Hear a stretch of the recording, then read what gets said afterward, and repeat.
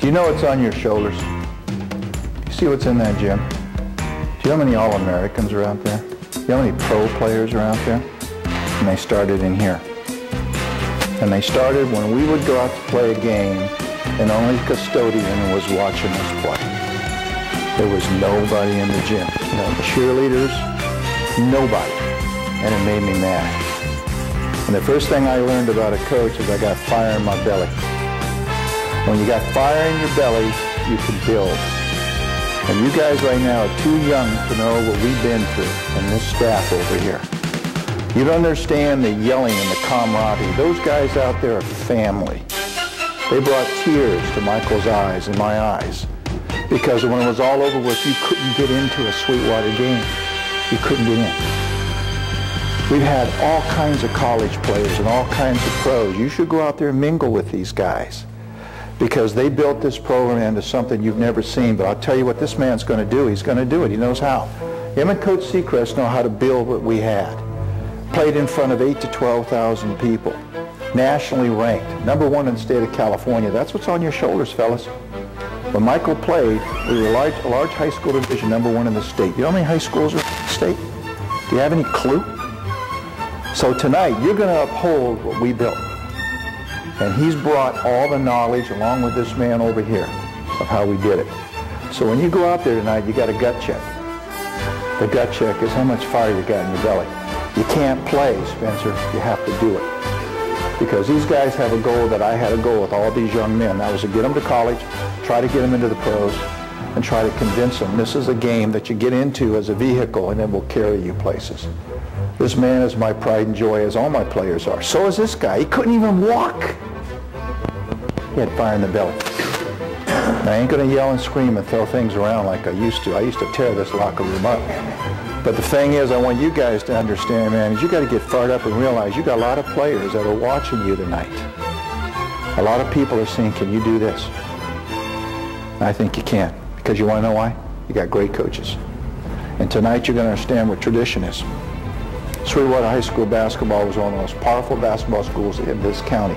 They still talk about it, don't they?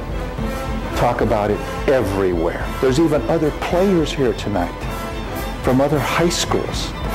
Out of respect, you dive on the floor. You don't get hurt. You don't get down if you miss a shot. You listen to your coach. You out-battle this team. You want to know something? Morse is afraid. All right, Coach? All right, I'm going to be sitting out there tonight. I may yell and scream, but if I go down, it's a heart attack in Sweetwater basketball. You guys got that? So you show me you got a gut check, all right? Because I'm going to have my heart with you guys tonight. You carry us on your shoulder, and you don't let us down. All right? All right. Do it. Oh!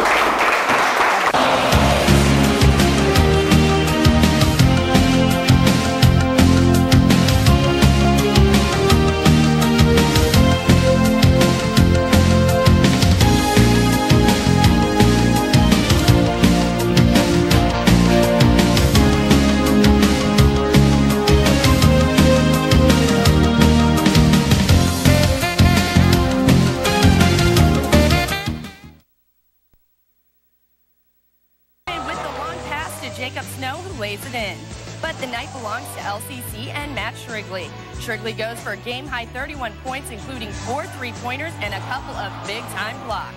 The Mavericks beat the Wildcats, the final 73-61. Staying on the court, but moving south, Hooride hosting the Tigers of Morse. Tigers on the run with Deontay Flowers getting the steal here and bringing it all the way down for the layup. Morse with an early 6-point lead. Hoover coming back with Angelo Chol and the big-time alley-oop. Later, it's the Cardinals' turn to run. Jonathan Booker with the long pass to Christopher Jones for the easy lay-in. Hoover wins the final 55-41. Finishing up with boys soccer, University City visiting La Jolla, where it's senior day.